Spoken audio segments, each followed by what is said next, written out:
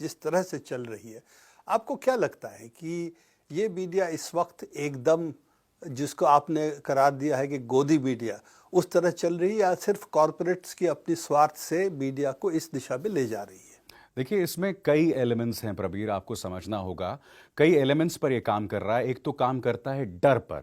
अब वो डर कई स्तरों पर आता है। एक तो सीधा ताल्लुक, संपर्क होता है पार्टी का, यानी कि भारतीय जनता पार्टी का चैनल के संपादक के साथ। और इसके अलावा एक दूसरा तरीका है कि कॉर्पोरेट्स के जरिए भी दबाव होता है। मसलन एक चैनल से जब 2 या 3 पत्रकार निकाले गए थे, तो उस दौरान क्या हुआ था कि जब ये 3 पत्रकार वहां पर मौजूद थे, तो अचानक जितने भी फ्रेंडली कॉर्पोरेट्स थे, उन्होंने अपना एडवर्टाइजमेंट देना बंद कर दिया।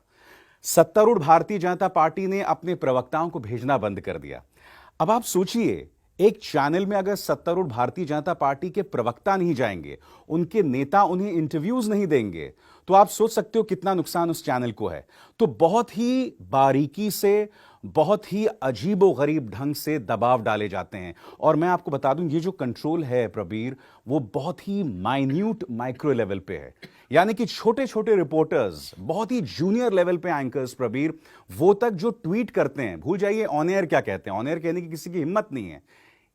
इस पूरे प्रकरण में पुलवामा के दौरान किसी ने भी 3 सवाल नहीं उठाए जो हम लगातार न्यूज क्लिक में उठाते रहे हैं। सबसे पहला सवाल कि वो 350 किलोग्राम विस्फोटक लेके कोई कैसे पहुंच गया वहां। दूसरा, अमित शाह और माननीय प्रधानमंत्री जी क्यों बेशर्मी से इस मुद्दे पर सियासत कर रहे थे। मिलिट्री इश्यूज से हमारे जो लोग शहीद हुए थे उनके ऊपर क्यों राजनीति? ये बुनियादी सवाल थे। और प्रबीर, मैं आपको बताना चाहूंगा, चूंकि मैं जमीन में घूम रहा हूं, इस मास प्रोपेगेंडा का असर जनता पर पड़ रहा है, जो अपने आप में बहुत चिंताजनक है। भारतीय जनता पार्टी इस बात को जानती है कि इस मास प्रोपेगेंडा का क्या असर पड़ रहा है, वो जमीन पर आपको दिखाई दे रहा है। और मैं समझ नहीं पा रहा हूं, हम इस तरह की जनता इस देश में बनाकर क्या कर रहे हैं, मीडिया क्या कर रही है, यह अपने आप में बहुत चिंताजनक बात है।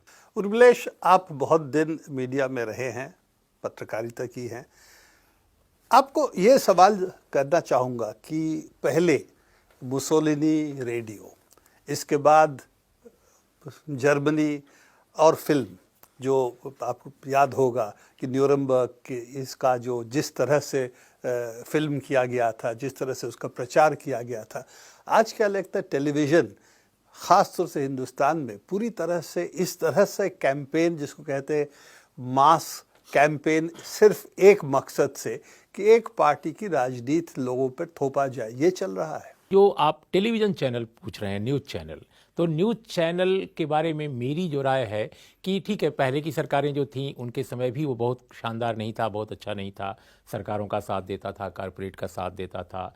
लेकिन इस वक्त अगर 2014 के बाद से देखें तो वो सिर्फ एक दल और एक नेता का प्रचारक बन गए हैं।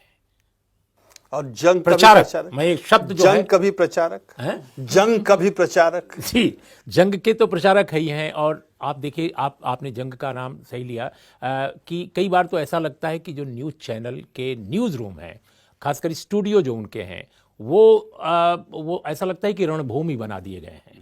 वहाँ पर वर्दियाँ पहनकर लोग आते हैं, जैसे ब्रिगेडियर आ गए साहब, टैंक का वो बना देते हैं, डंडा ले लेते हैं, जैसे लगता है थानेदार साहब आ गए। तो खैर ये बात है, लेकिन असल बात पर हम आते हैं कि ये सबसे दुर्भाग्यपूर्ण है कि किसी डेमोक्रेसी में उसके जो न्यूज़ चैनल हैं वो किसी एक नेता के प्रचारक बन जाए। आप बताइए, पार्टी के कार्यकर्ता, संघ के कार्यकर्ता या उनकी ट्रेड यूनियनों के कार्यकर्ता जितना काम कर रहे हैं, उससे जबरदस्त ढंग से, उससे बहुत ज्यादा काम टेलीविजन चैनल कर रहे हैं।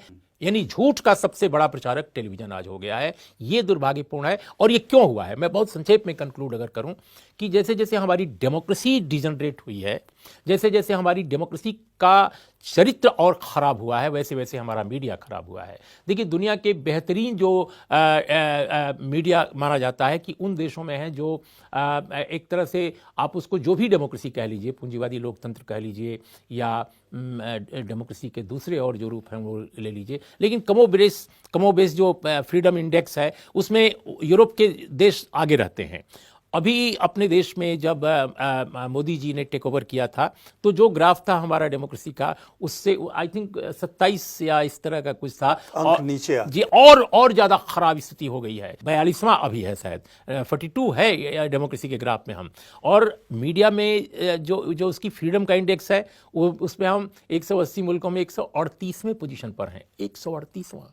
आई मीन आपके अगल बगल पड़ोसी मुल्क भी आपसे बेहतर स्थिति में है। आश्चर्य की बात तो ये है कि आप इतने नीचे आ कैसे गए। पर भाषा, आपसे मेरा सवाल ये था कि आप जानते हैं कि हमने 10 साल पहले न्यूज़ क्लिक शुरू इस बात से की थी कि अलग अलग वॉइसेस आनी चाहिए मीडिया में। आज को क्या लगता है कि ये, पहले हम सोच रहे थे कि छोटे पैमाने पे अलग अलग बातें कहें, जिसको ऑल्टरनेट मीडिया हम नाम दे रहे थे उस वक्त, और या ज़्यादा लोग उसको ऑल्टरनेट मीडिया कहते हैं। तो आज हमको ये सवाल उठाना चाहिए कि इंडिपेंडेंट मीडिया, आज़ाद मीडिया वर्सेस कॉरपोरेट मीडिया, ये एक्चुअली मीडिया का संघर्ष आज यहाँ पर है कि कॉरपोरेट मीडिया जिस तरह से झुका हुआ है शक्ति के सामने, और वो शक्ति जो सत्तारूढ़ दल है उसकी शक्ति, पैसे की शक्ति, और जो इस वक्त आज़ाद मीडिया जो कह सकते हैं जो इस तरह से लिंक्स नहीं है, तो आज़ाद मीडिया का भूमिका आज इसको ऑल्टरनेट मीडिया के रूप में नहीं देखा जाना चाहिए, पर इसको एक अलग क्या कहते हैं रूप में देखनी चाहिए।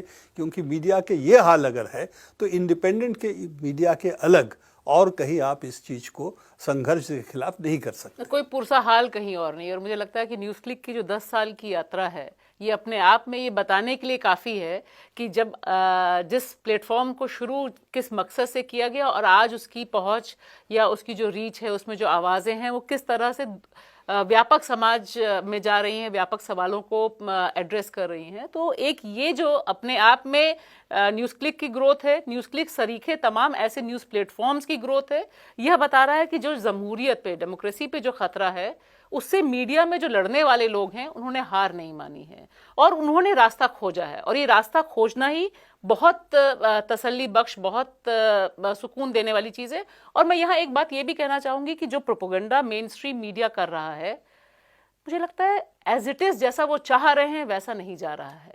लोगों के बीच जहाँ जहाँ मैं अभी होकर आई हूँ, चाहे वो गुजरात हो, उड़ीसा हो, यूपी हो, बाकी जगहों पे लोग सवाल कर रहे हैं। और यंग जेंट्री में गुजरात जैसी जगह पे बहुत मज़ेदार, कैमरे के ऊपर उसने साहस किया। उसने कहा कि मोदी की पुरानी आदत है, जब वो हारने लग जाते हैं तो कोई ना कोई अटैक करा देते हैं, हो सकता है कुछ और अटैक हो जाए। यह व्यक्ति अहमदाबाद में अगर वह बोल रहा है कैमरे पर, ऑन रिकॉर्ड, कैमरा बंद होने के बाद तो कई और किस्से सामने आ रहे हैं, तो इसका मतलब यह है कि जैसा वो चाह रहे थे, जैसा राम मंदिर के मसले पे हमने देखा कि राम मंदिर पे उन्होंने कोशिश की थी कि विकसित करेंगे, हिंदू मुसलमान करेंगे, फिर पुलवामा पे करेंगे, हुआ है, लोगों तक पहुंचा है। लेकिन अगर आप यूपी जाइए तो यूपी का जो किसान है वो चाहता है कि उसका जो गुस्सा है उसको रिप्रेजेंट हो। अगर उसको प्लेटफॉर्म न्यूज़ क्लिक पे मिल रहा है, अगर उसे प्लेटफॉर्म कहीं और मिल रहा है, तो वो उसकी रीच हो रही है। तो आज के दौर में इसे सिर्फ अल्टरनेटिव मीडिया या एक छोटा प्लेटफॉर्म कहने के, क्योंकि हम तमाम माध्यमों से पहुंच रहे हैं। अगर व्हाट्सएप पे उनके पास पहुंच रहा है कि 350 लोग मारे गए, आप पूछिए तो जैसे अभी उर्मिलेश जी ने कहा कि वहां बोलेंगे कि मीडिया ने बताया, बहुत सी जगह लोगों को बोलेंगे कि व्हाट्सएप पे खबर आई थी। उसी तरह से ये वाली जो खबरें हैं, जो ये वाले प्लेटफॉर्म्स हैं, जिसे एक इंडिपेंडेंट मीडिया के तौर पर, और एक बहुत बड़ा सेक्शन है, मुझे लगता है ऐसा नहीं है कि ये एक छोटा सेक्शन है, इसकी रीच भी बहुत है।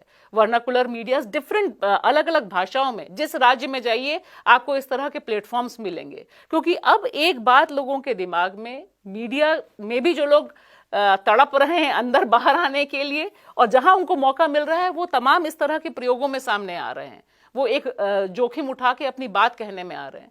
तो इसका मुझे लगता है कि ये एक बहुत क्रिटिकल जंक्चर सिर्फ इंडियन पॉलिटिक्स के लिए ही नहीं है या इंडियन डेमोक्रेसी के लिए नहीं है, उससे जुड़ा हुआ जो मीडिया है उसकी जो साख है, उसकी साख आज के तारीख में जनता समझ रही है कि हाँ, इस पे तो यही आएगा। अर्नब है तो अर्नब यही बोलेंगे, बाकी चैनल है वो यही बोलेगा।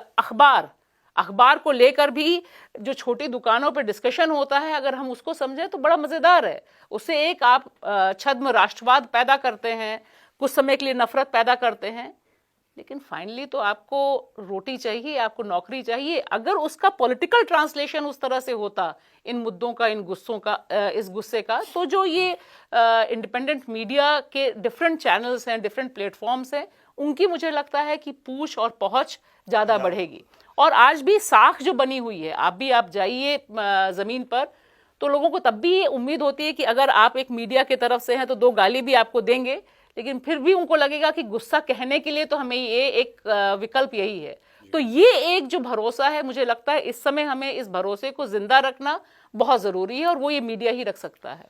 आपको ये पूछना था कि जहर इस वक्त 2 तरह से फैल रही है। एक तो है कि कम्युनल जहर, एक वो फैलाई जा रही है, और इस कम्युनल जहर को पाकिस्तान और उग्र राष्ट्रवाद से जुड़ा जा रहा है।